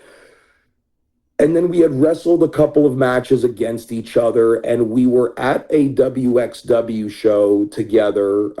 We drove together and didn't even know what the matches were, but I guess the individual that Dan, if I remember correctly, was supposed to team with that night, something happened and he suggested me teaming with him. And we ended up working the main event against Alpha Jr. and Lance. It was a WXW reunion show. I was going to say, this was one of the anniversary reunion shows, yes. Right. And this wasn't at the battlefield, though, right? This was at the building prior. No, this was in somewhere way deep in PA. I think it was Sunbury was the town, because even Rocky Johnson was on the show. Yeah, I remember the flyer, actually. And I remember at one point in the match, Moth tagged me in, and he said, "Look behind you."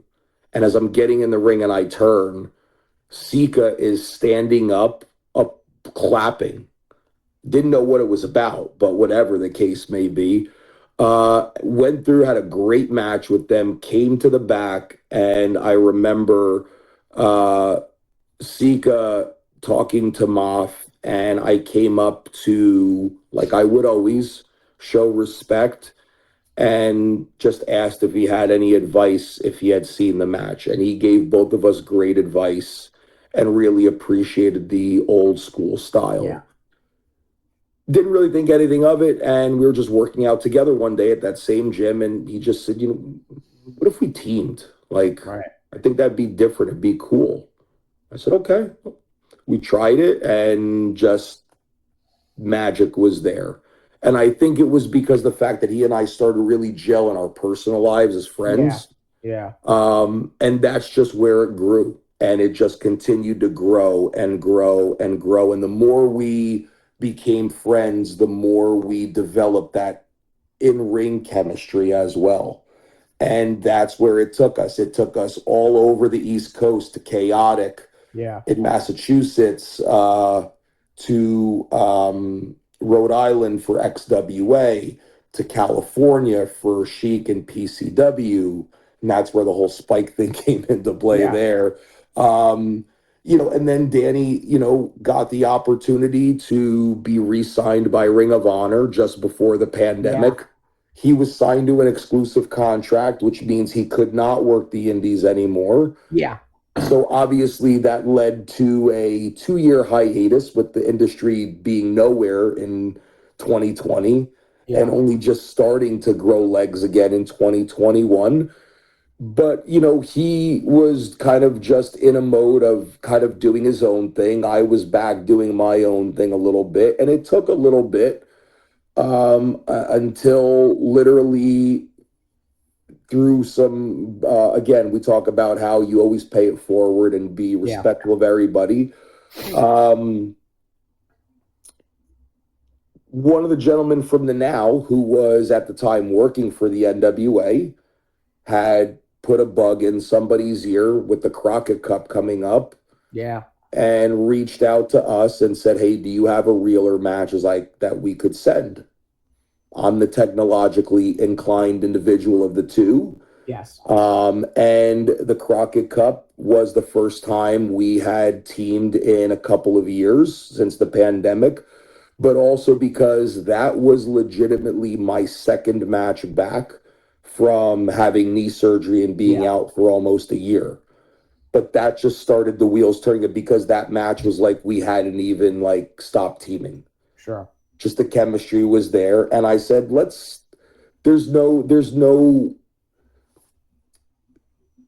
had a goal the first time around. The second time around is let's just go have fun. Right. And that's where we're at now. And just having that fun allows us to just be crazy on these promos. Yeah. One take Jakes. We're just having fun. But we just know each other's personality and how we can make it work in promos. We're constantly talking about ideas for matches, and not necessarily for us, our opponents. How do we make our opponents look great? So that's where it came from. And it's like we're just having fun at this point. We're enjoying the time we have in the industry now, and what we can give back and working with talent. And just having fun on these shows and helping to leave the industry better than the way we found it.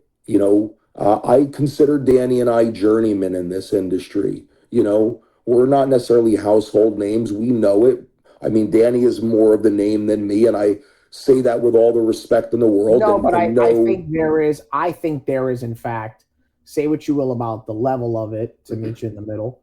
There is an aura, there is a reaction, a response, and it is immediate when some guys' names are mentioned, and you two are two of those names.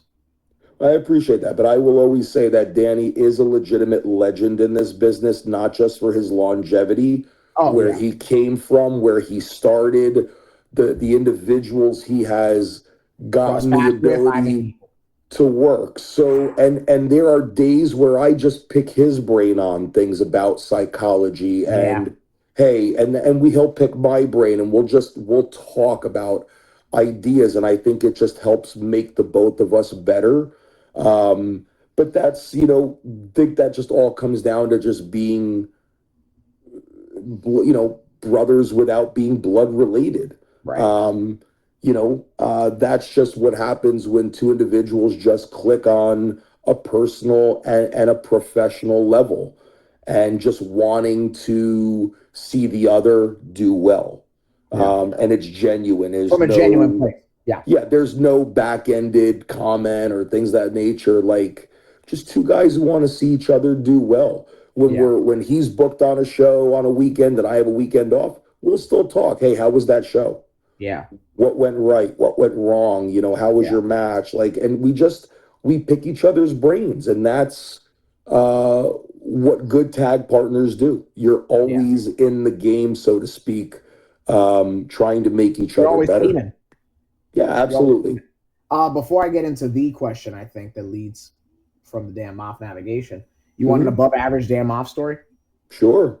So I'm at the Morgan Junior Arena, the building in Wallington where we first met for Ace, and I don't remember who it was. It might have even been either Keith Lee or Donovan Dijak. And we had the headsets back then, and then we had it where Mike could listen in, and if there was something he wanted us to get across or give direction to, he would give us those things.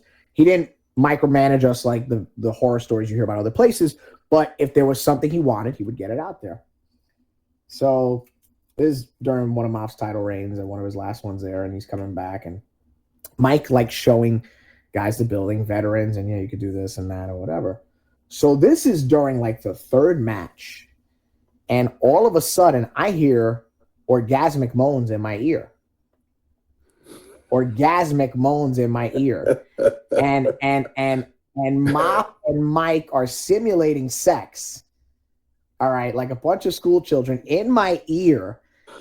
And it ends with Mike saying, "Oh, the next time we do this, you have to take off your ring. It hurts too much." And they're just joking around. Moff comes and goes, "No, that was my watch, Papi." So this is on the first half of the show. And during intermission, I have a brief time to run around, get my water, inhale an empanada, whatever. And I see Moff, and he's in the zone, right? He's still got 3 matches to go, and he's, you know what I'm talking about. Oh, yes. He's got his shoulders up to his ears. He's snorting out, like the fucking gorilla he is, right? Mm-hmm. And I see him walking away from me, not on purpose, walking away as I'm walking up to him. And I hit him with the fucking promo, turn his back around, and I said, "Hey." And he's looking at me like ready to kill me. And I'm like, "Hey, man, the next time you fuck my ear, you buy me dinner." And he breaks. He just breaks and loses it right there. And he goes, "You got it." And we just hugged. Tremendous. Went back, called the show. Got over. One of the things that I love about the guys from my era, and even Dan, from that era too, is that we know we're in a different society today. We know ribs really can't exist today. Even fun ribs can't exist. Yeah. But to those you can, right? We rib each other and our friends consistently because it just keeps us having fun and going. It could be, there's no crazy like serious ribs or things of that nature. It's just us having fun with each other and busting each other's balls. And that's what makes being in the locker room even that much more fun. But he is still a tremendous performer in his own right for the longevity that he is. And look, yes, we call him the Benjamin Button of pro wrestling for a reason, because the older he gets, the better he gets. Right. And he is Pedro Morales' son. Now, yes, he is. with that, I want to let's get to it. Let's get to the draw. we've talked about some of your discrepancies with professional wrestling business, some of which can be their own episodes in and out of itself. Mm-hmm. Let's dive into more information. Alex Reiman, Ridgefield Park, Steve Off, Shane Fair, things of these nature, all conglomerated into one. We had a conversation about wrestling venues.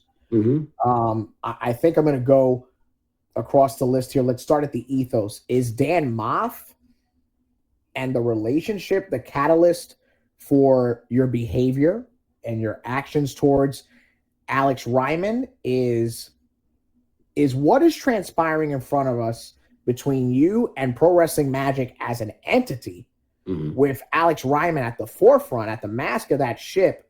Is it a generational thing? Is it a, you piss off my brother, you piss me off? Walk me through the ethos of what your gripe is. I don't think anybody's asking you the right questions, personally. I'm not trying to justify your verbiage or your behavior. No. That's okay. Magic or Steve or Alex or any of those guys. Yep. But I don't think anybody has straight said, what is your problem? Sure. And I appreciate you asking me the question. None of this of where it's transpired has actually anything to do with Moff and whatever he's done with Alex and Pro Wrestling Magic. I will be the first person to say it. Alex Reiman is a tremendous in-ring performer who has only gotten better as he has transformed his body. I personally think Alex has a very big future in this industry, but I do feel that he is wasting his best times away in that building, in that company that used to be prestigious. How do you go from guys like Keith Lee and Cody Rhodes selling out that building to what you see now? Are you trying to say that because ultimately in pro wrestling, we create new stars? Correct. All promotions, specifically in the indies, be it as a local legend or transcending into television. Absolutely. Alex Reiman, without question, has gotten the more fruits of his labor at Pro Wrestling Magic. I'm not saying today, but do you think long-term that is not the guy to carry the load? Do you not think that's the investment that pays dividends? Because ultimately, while I respect some of these talents and I have worked with some of them, Keith Lee, Cody Rhodes, in the moment on the independent, successful runs. Correct. They're television talents, and you have to be prepared, including if the day comes for Alex Reiman. Right. He's got as much a shot as anybody else. You have to be prepared for when those guys are not around. Not because they don't want to. Correct. But so is a calling. Yeah. So, but again, let's talk other people to lead that charge, right? Dan Moff, Darius Carter, great guys, great in-ring performers. Alex, I put up there too. Here's the issue. The day will come for Alex to not be the guy there. Who do you go to? Look at the majority of the guys on that roster. Where else do they work? Yes, but barely anywhere, right? Barely anywhere, because... With that being said, I'm not going to discredit that. No, of but course. Some will, in fact, call out the validity of your statement because of your association to a Moff, to a Darius Carter. And while, yes, they are, in fact, upper-tier performers, maybe even second to none by comparison to some, but because of the fact that by association, right, they're going to, that's your brother. But, okay, if people want to go back to statements... Before my association, even with Darius Carter in our podcast, I still had the same views of Ridgefield Park and the quote-unquote Mecca, right? Here's the thing. What do independent promoters do a lot of times when they see a great building? Everybody wants to latch onto it, right? So...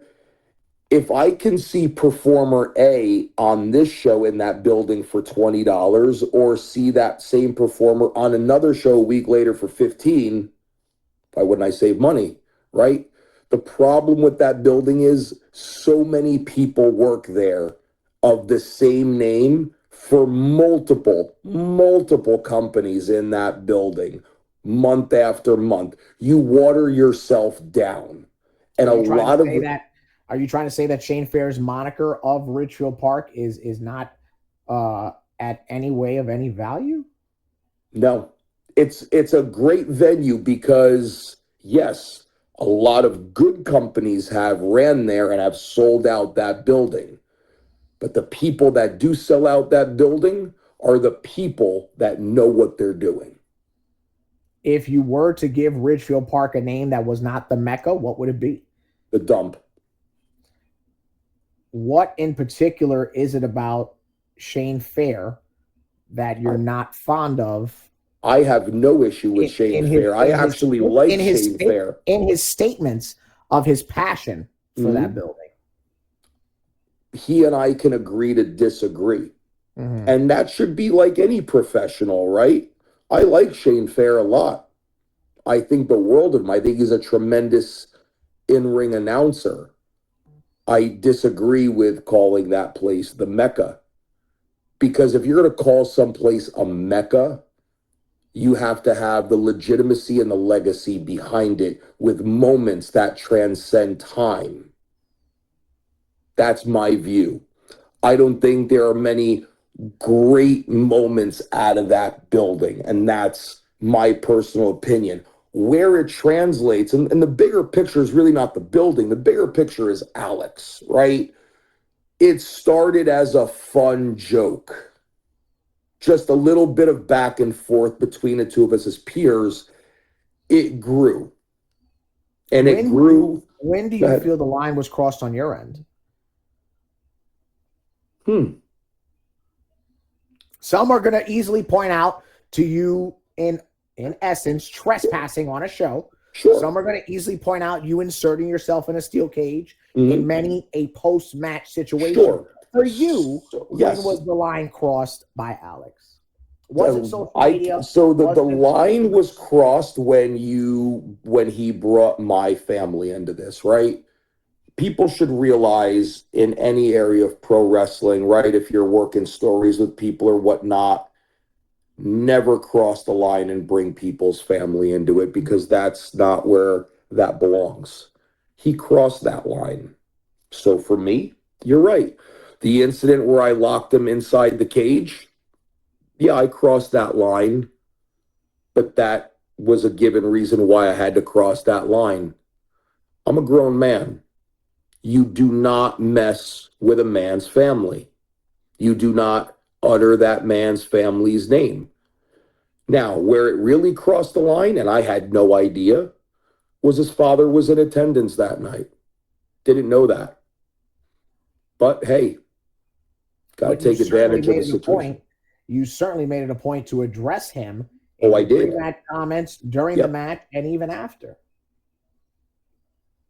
Well, that's because he was there. But I brought him up because of the fact that, again, as a man, eye for an eye.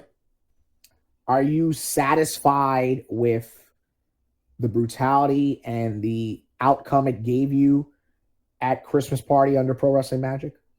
100%. With that confidence, is this a dead issue for you? Yes, I have. For you?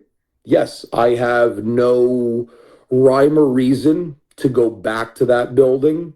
I have no rhyme or reason to do anything related to business with Pro Wrestling Magic. And I want nothing to do with Alex Reiman. As far as I'm concerned, I'm moving on and doing with what I need to do in my career.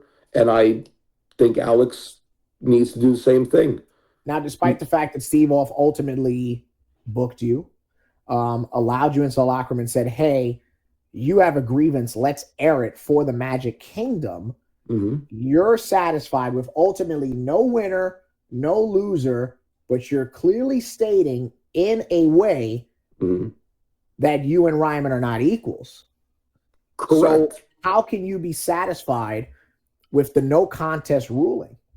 Because I set out to do something, and that was to prove a point to Alex. It is that you do not mess with a man's family. Because to me, I didn't care about a win or a loss in that match. What I cared about was emotionally, physically, and mentally dissecting that individual. And that's exactly what I did.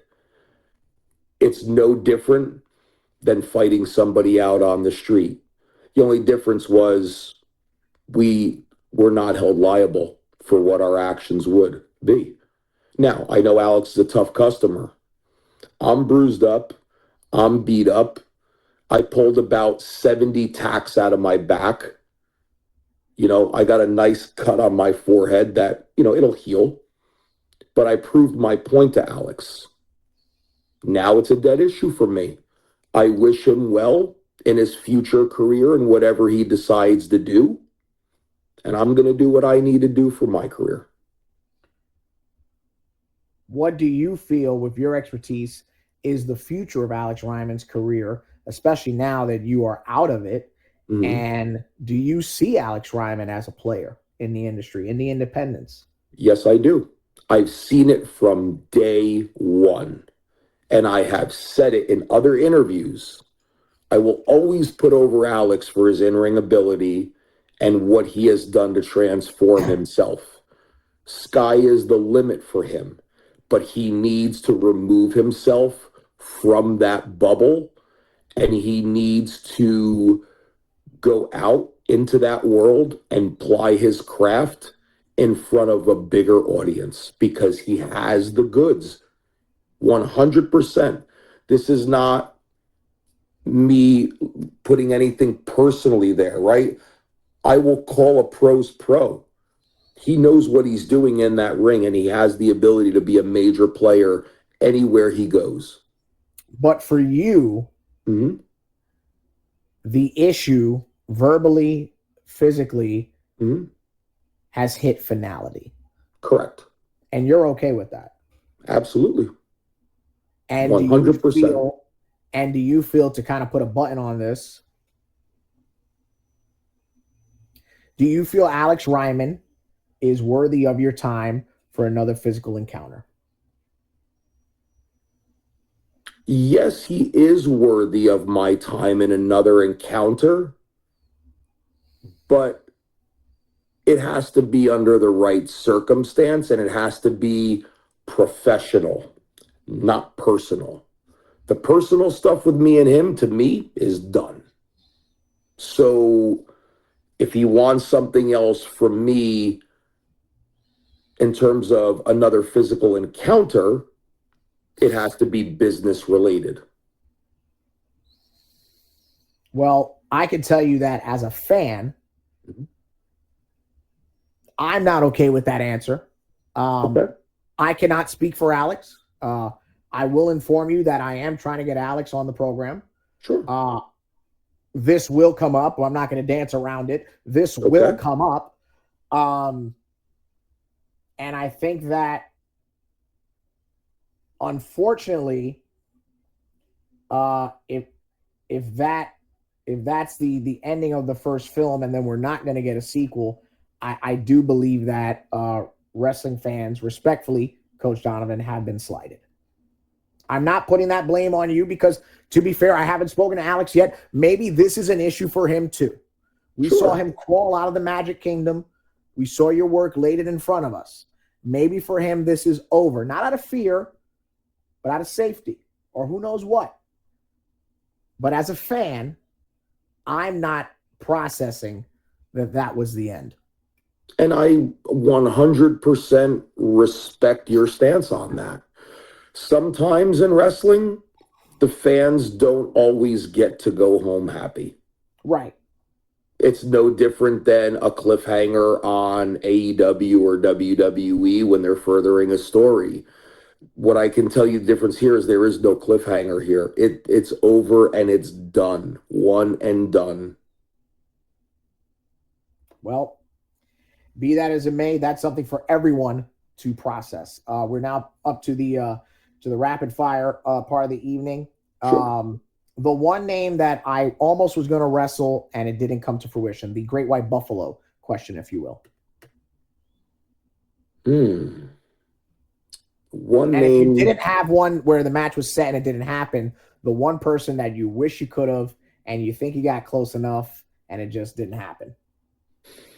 Wow, that's a very interesting question. The only thing I could think of in recent memory, and he's a young performer that I think the world of, that the match almost happened, but due to injury, he could not do it, was a battle of generations, me versus Jordan Oliver. Wow. I would have loved to have seen that. I think the world of Jordan. He's wonderful. I've known him since he Yes. started. Yes. Your favorite ring gear of your rookie year, and I asked that specifically because the spiky hair of your rookie year and of your current look. So rookie year, my favorite gear was the long tights that I wore that I was trying to model the look after Bret Hart's gear, but ended up looking like a combination of Bret Hart's gear and Dean Malenko's gear. Okay, that's interesting. It's just the way the designer, made Yeah, it. And but translated it yeah, of the modern current era. modern era, it's the current look now, the updated logo, the long leather sleeveless trench coat. Yeah, that's my favorite look. I feel like I continue to get better with the look as I continue to evolve, and I think that it Yeah, just continues to get better creatively. I do this wrestling move better than anybody on your show. DDT. The most underrated finisher of all time. Wow. Hmm. Underrated finisher of all time. I would have to say the $1 million dream. Interesting, because that is considered one of the best, and usually on a list in the first 25 out of 50. That's And I interesting. say it's the most underrated because it's also a move that you can do to anybody, big or small. Sure, sure. The high hanging fruit, the one guy I haven't wrestled, but yet I really would like to. Ryan Davidson out of Reality of Wrestling. Okay. I'm currently tape studying. Finish the sentence. I am currently tape studying Dick the Bruiser and the Crusher from AWA, Minnesota, Wisconsin area. If you haven't watched this match, what are you doing? Chris Candido versus Matt Stryker from Cyberspace Wrestling. Find it on YouTube. The one match that changed my life that I either saw or was in. One match that changed my life. Ric Flair versus Terry Funk, Clash of the Champions. You may not know this, but I also have this hidden talent. I'm a grill master. Really? And because you're a paisan, sauce or gravy? Sauce. Okay. My heart level is normal again. All right. If you ask me, this was a clinic. I'm glad my cardio was up to space, and I knew right away talking to you long form, because through the years I've kind of hit you up on and off through Messenger, and you've always given a great feedback, and I hope I can continue this rapport with you. 100%. You're a pro's pro. And I get very I'll just say it, emotional at the end of these things, because I am very grateful in and out of wrestling for everybody that gives me their time. And you were not shortchanging me or those who have listened to this. I'm glad that you were extremely open, transparent, and even visceral in all of your answers. And I really think that on top of being a podcast and an interview, this particular episode was an education. There's nothing you can't take out of this. And I think that's what makes you such an exceptional coach, only because I try to have a digestible show, unlike these other people. No offense. I'm not going to get into how you became a coach or what you do as a coach for WrestlePro, but I think your ethos has explained why you're in the situation that you're in as a coach and as a talent, and why many of us, maybe not Alex Reiman, consider you to be a talent of a certain level, and I thank you. Thank you. I appreciate you having me on. As I said, you're a pro's pro. You ask very thought-provoking questions. You have studied your craft tremendously. I appreciate that. I am available anytime you'd love me to come back on, and I am a message away anytime you want to talk about things, see a different perspective. I'm a message away, as I tell many talents. Yeah, and it's genuine. So if you have the opportunity that I just had, you should take it. Like many things. And anybody who watches this, I will say this: I love studying the independents. I love studying the people that are coming up. If I can provide advice to anybody, reach out to me, send me a match. I'll be more than happy to watch it, give feedback, constructive criticism. If you just have a question about something in your career you're looking to do, I'll be more than happy to give you my take on it. Doesn't mean I'm right or wrong. It's just a flavor of ice cream. Right. It's an opinion, but it's valued, and I think that's what everybody should take away. Ladies and gentlemen, the messiah of old school, the ridiculer of Ridgefield Park, and a true wrestler in every sense of the word, Shawn Donovan. This is the voice, Cheyenne. The following conversation has been scheduled for One Fall fans. We'll see you next time.